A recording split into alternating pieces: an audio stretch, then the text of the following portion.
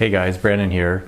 Now that the Model 3 is starting to be produced and delivered this year, there's going to be a lot more new electric vehicle drivers, and there's some things that you want to keep in mind when switching from conventional gas engine driving to electric vehicles. I've been driving an electric vehicle for about 3 or 4 years now in a really cold climate during the winter. Up here in Michigan, we get pretty legit winters, I would say, and there's also some things that you definitely want to keep in mind if you're living in a really cold climate, if you're driving an EV. So let's get started. So first I was going to do this as like a top 10 tips or something like that, but I ended up with more than 10, so I'm actually going to group them according to category. So the first category is charging your vehicle at home. Because of the way lithium-ion battery chemistry is, the best charge state for the battery is about 50%. So if you can only charge your car up to 80% or even 70% per day, that's an optimal way to preserve the health of your battery over a number of years. And both Elon Musk as well as their recent super duper battery researcher, I think his name is Steve Don from Dalhousie University, they've both suggested keeping it within that range.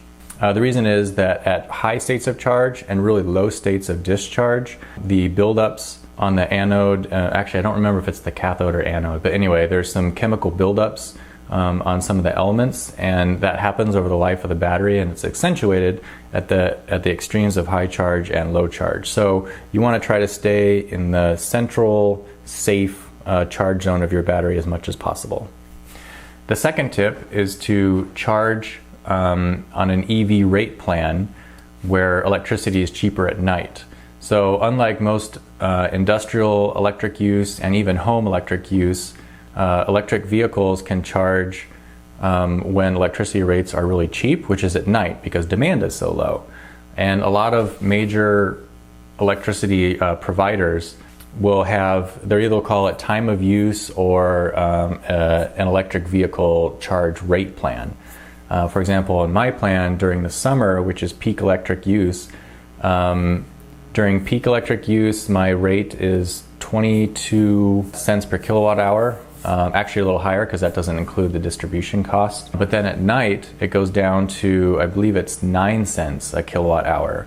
So I charge my car pretty much always at night or on weekends. Weekends are also low peak. And I save a lot of money because I'm using cheaper electricity. The next category is charging on trips, which one of the coolest things about having a Tesla, including the future Model 3s, is the supercharger network. I've used it a bunch of times. I've driven from Michigan to California and back twice. I've driven from Michigan through Canada, through part of Canada to Boston.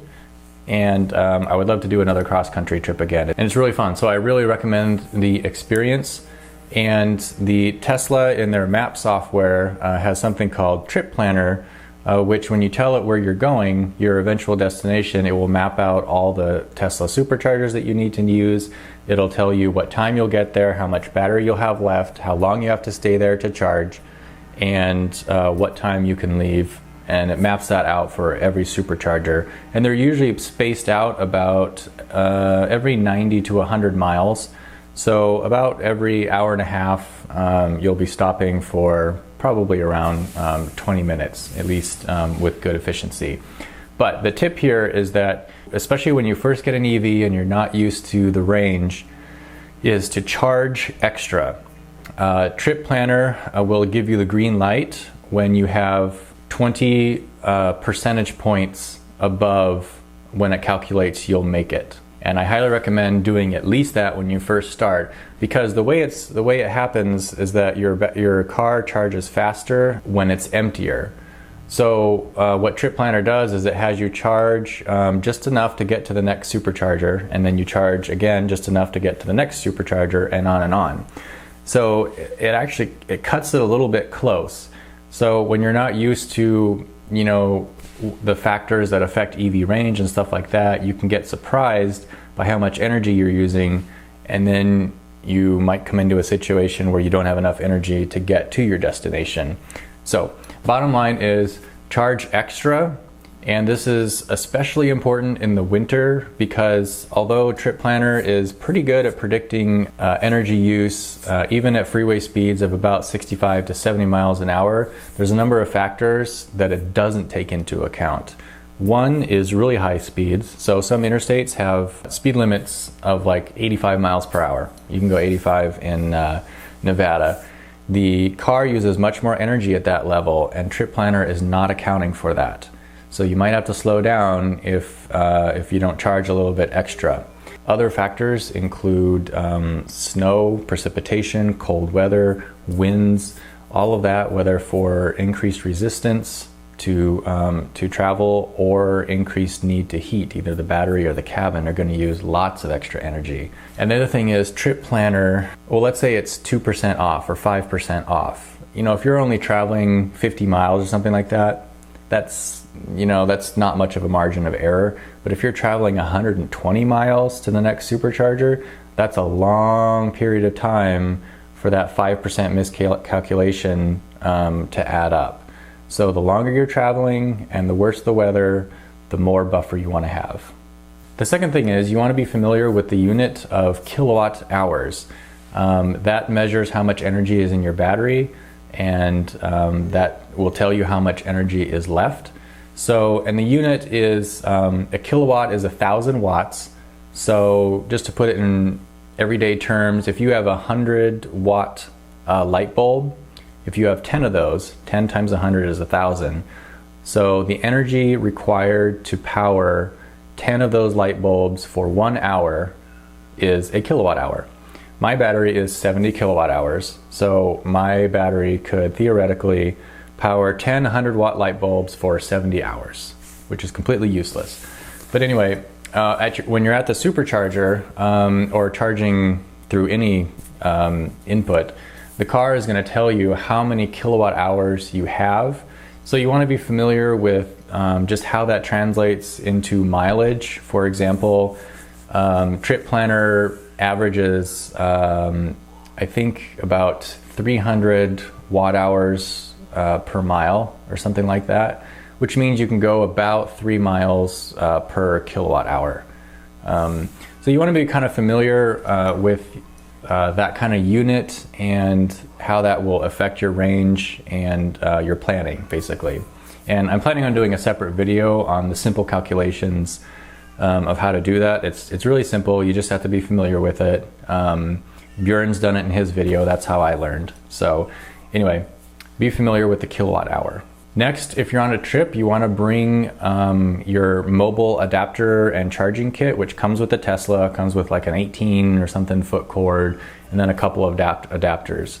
In the US, the most important ones are a NEMA 1450 and the NEMA 1430. 1430 is a level 2 charger, which are quite common, and then 1450 is it's a 50 amp circuit, but it might charge at 40 amps actually. But anyway, you can find those at campsites, RV parks, marinas, that kind of stuff. So they're really helpful if you need to charge somewhere unplanned, or you have the opportunity to charge away from a supercharger or something like that. And it's just always to keep your options open in case something goes wrong or there's an extra opportunity to charge. Related to that, the final tip for charging is to get Charge Network RFID cards or membership cards. They're free, so I have a Blink card as well as a ChargePoint card. Places that I've been, those are the two most common charging companies, and they're free. A lot of ChargePoint chargers are free, and even if it's not free, it's nice to have an option to charge, and that'll save you the hassle of like signing up, downloading app, blah blah blah, if for some reason you run into one and you actually need to use it. So they usually send their cards out for free, at least when I was signing up for that stuff. So I highly encourage you to get those and to just keep them in your car somewhere, even if you don't use them. So somebody just woke up from her nap, so we're going to be doing this video together now. The next category is safety, and so I just want to mention about using Autopilot, which is super convenient. The two areas that at least Autopilot 1, and at the time of this recording, which is 2017, Autopilot 2 is about the same. It's very convenient and useful on freeway driving, highway driving, or slow traffic. But anything in between there, like urban streets, stop signs, a lot of cross traffic, that kind of stuff, it requires so much oversight that it's not really useful, and there's a lot of things that it doesn't detect enough to be safe. So that's the first tip. Autopilot is great, but use it where it's actually really good at, which is freeway, highway driving, yeah, and slow traffic. Next is, if you're not used to driving an EV, they're very quiet, particularly at low speeds. And so just keep in mind that pedestrians may not hear you at all. So if you're getting close to a pedestrian and they're not acknowledging that you're there, keep that in mind. Yeah. Next is just a tip about regeneration. So regeneration allows you to brake and recharge the battery, which is really great, and it also saves your brakes. Gigi? Yeah, Gigi's over there. She's over there, huh? But if your battery is full, that electricity has nowhere to go. And so if your battery is full, the regen won't engage like it normally does, and so the car will coast. It won't brake like you normally do. You have to actually use your resistance brakes. And that's fine as long as you're aware that that happens. But you need to be aware of that, because you'll let your foot off the pedal and then your car keeps going like you didn't expect it to. The other thing, if you live in somewhere where it gets icy, make sure you try it in slippery conditions, because the car just handles a little bit differently when it regens in icy conditions. So you want to make sure you're just familiar how that feels. Nope, that's mine. Next is the category of performance, and I just have one tip here. I don't have a performance model or anything, but the tip is that if you want to get the maximum punchiness and acceleration from your vehicle, you need to have the battery at the top charge. Batteries kind of get tired as the battery goes down, and lithium-ion batteries are fairly resistant to that. You can get good power like all the way down to the bottom. There's a noticeable punchiness at the top side of the battery. Okay, next is driving in winter, and I'm in Michigan, so I have pretty crazy winters here. And there's a couple things you want to be aware of if you live in a similar condition, or if it just gets pretty cold.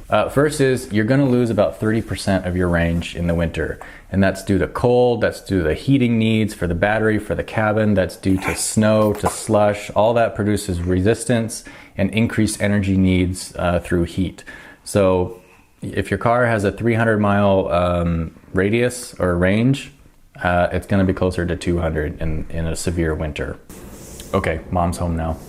Now, related to the decreased range is also that you may find when the vehicle needs to use a lot more energy to keep the battery at a usable temperature, is that it actually shunts heat from the cabin to the battery. So your cabin heater may not quite be as warm as you'd like it to be. So keep a sweater or a coat in the car. And the times that I've run into this is typically when it's like really, really cold and windy. So when I was driving across Kansas and it was like 18 degrees and windy, the heat coming out of the vehicle, the cabin, was actually not really enough to keep the cabin comfortable. And I think that was because it was shunting the heat to the battery. And the other thing to keep in mind is to make sure if you have a Model S anyway, or an X, if you have range mode on, I don't know if Model 3 is going to have this, but if you have range mode on, the intensity of the heat is going to be less. So if you need more heat, if you need it to heat up faster or something like that, make sure you have range mode off. And finally, for the winter tips, I strongly recommend snow tires, even if you have all-wheel drive. Mine is a dual motor all-wheel drive Model S, and I put snow tires on in the winter, and it's amazing. So the tires are the only thing that connect you to the road, which is the only thing that helps you stop. To me, it's a pretty worthwhile investment. I use Blizzaks, but there's other manufacturers that are just as good. So those are the tips that I have. If you think of any that I didn't mention, please feel free to add it to the comment section. The top 3 things that you should remember when you first start driving an electric vehicle is 1, know your max range in summer and winter. 2, if you're running out of energy, slow the vehicle down. There's a reason that all the world records were set driving about 25 miles per hour. That's like the maximum efficiency. So, but even slowing down, 5 or 10 miles an hour, especially if you're on the freeway, can really save energy. If you feel like you're not going to make it, or the car's telling you it's going to be really close, slow down. And then finally, if you get a flat, there's no spare tire in the Teslas, so call Tesla Road Service and they'll help you take care of it. And that's it. Thanks for watching. If you find this video helpful, feel free to hit the like button down below and share it to help other new EV drivers get a head start on enjoying their new vehicle.